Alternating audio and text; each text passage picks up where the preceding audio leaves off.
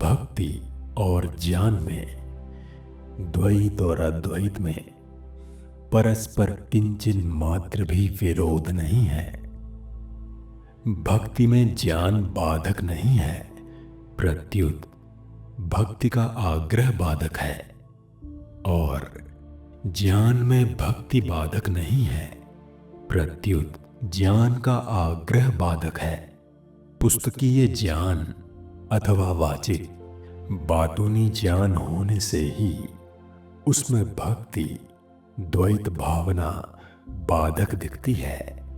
पुस्तकीय या वाचिक ज्ञान के विषय में गोस्वामी जी महाराज लिखते हैं, ब्रह्म ज्ञान बिनु नारी नर, कहाँ ही न दूसरी बात, कौड़ी लागी लोभ बस, करहि विप्र गुर घात। मानस उत्तरकांड। ज्ञान का अनुभव होने पर उसमें भक्ति से बाधा नहीं लगती। भगवान शंकर, सनकादिक, नारद जी, वेद व्यास जी, शुकदेव जी आदि पूर्ण ज्ञानी होते हुए भी भगवान की लीला कथाएं गाते और सुनते हैं। वास्तव में बाधक है संसार की आसक्ति। अतः ज्ञान में द्वैत बुद्धि बाधक नहीं है, प्रत्युत संसार की आसक्ति बाधक है। भक्ति में तो प्रेम होता है, आसक्ति नहीं होती। प्रेम आसक्ति को मिटा देता है। अतः ज्ञान में भक्ति बाधक नहीं है।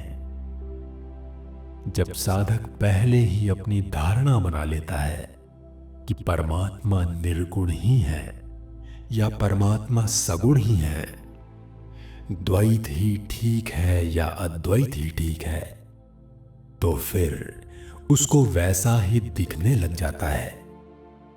वास्तव में इस तरह एक धारणा आग्रह बना लेने से तत्वबोध में बाधा लगती है।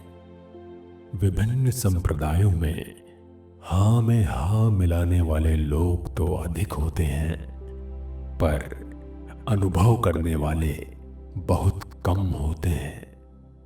जो अपने संप्रदाय की बात मानते हुए भी वास्तविक तत्व क्या है ऐसी सच्ची जिज्ञासा रखता है और अपने मत का आग्रह नहीं रखता, उसी को सुगमता पूर्वक तत्व बोध हो सकता है।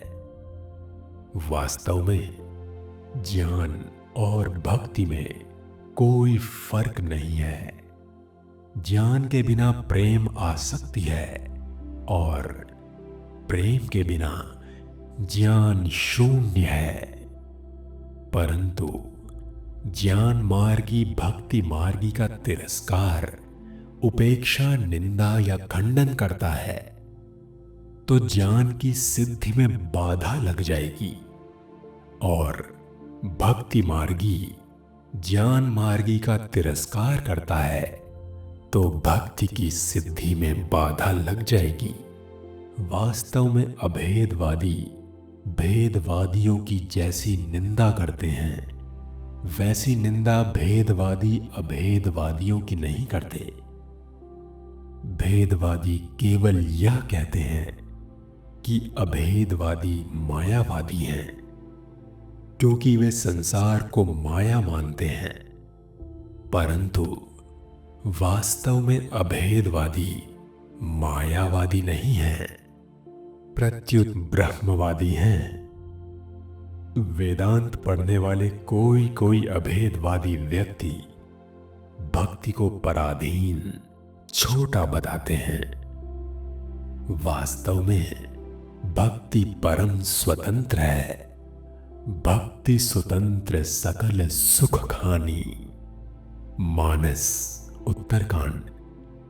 यदि परमात्मा को पर मानेंगे तो अद्वैत सिद्धांत भी सिद्ध नहीं होगा, क्योंकि परमात्मा को पर मानने से जीव और ब्रह्म की एकता कैसी होगी।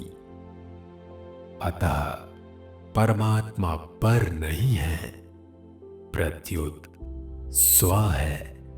स्व के दो अर्थ होते हैं, स्वयं, स्वरूप और स्वकीय। परमात्मा स्वकीय अपने हैं। स्वकीय की अधीनता परम स्वाधीनता है, शिरोमणि स्वाधीनता है। इसलिए भक्ति में महान स्वाधीनता, प्रभुता, ऐश्वर्य, विलक्षणता आदि है।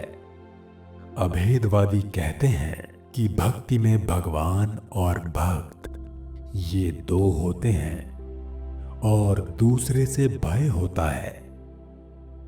द्वितीया द्वयी भयम भवति, बृहदारण्यक उपनिषद। भय दूसरे से तो होता है, पर आत्मीय अपने से भय नहीं होता है। भगवान दूसरे नहीं है, प्रत्युत आत्मीय है। बालक के लिए मां द्वितीय नहीं होती, प्रत्युत आत्मीय होती है। इसलिए बालक को मां से भय नहीं होता। जैसे मां की गोद में जाने से बालक अभय हो जाता है, ऐसे ही भगवान की शरण में जाने से मनुष्य सदा के लिए अभय हो जाता है। असत संसार की तरफ खिंचाव ही असाधन है, जो पतन करने वाला है, और सत परमात्मा की तरफ खिंचाव ही साधन है, जो उन्नति करने वाला है।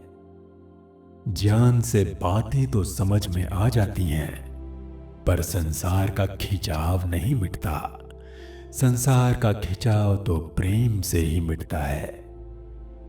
तत्व ज्ञान होने पर भी परमात्मा में खिंचाव प्रेम हुए बिना संसार का खिंचाव सर्वथा नहीं मिटता। अतः प्रेम ज्ञान से भी श्रेष्ठ है। वह प्रेम प्रकट होता है भगवान को अपना मानने से और संसार को अपना ना मानने से। इसलिए सगुण की भक्ति मुख्य है। कर्मयोगी में त्याग का बल है और ज्ञान योगी में विवेक का बल है, पर भक्ति योगी में भगवान के विश्वास का बल है। भगवान के विश्वास का बल होने से भक्त बहुत जल्दी विकारों से मुक्त हो जाता है। ज्ञान मार्ग के साधकों का भी यह अनुभव है कि विकारों के कारण चित्त में हलचल होने के समय भगवान के शरण होकर उनको पुकारने से जैसा लाभ होता है, वैसा केवल विचार करने से नहीं होता।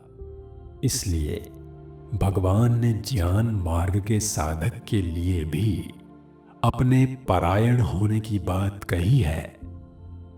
मनः संयम्य मच्चित्तो युक्त आसीत मत्परः। गीता 6th तानि सर्वाणि संयम्य युक्त आसीत मत्परः। गीता 2nd यह भक्ति की विशेषता है।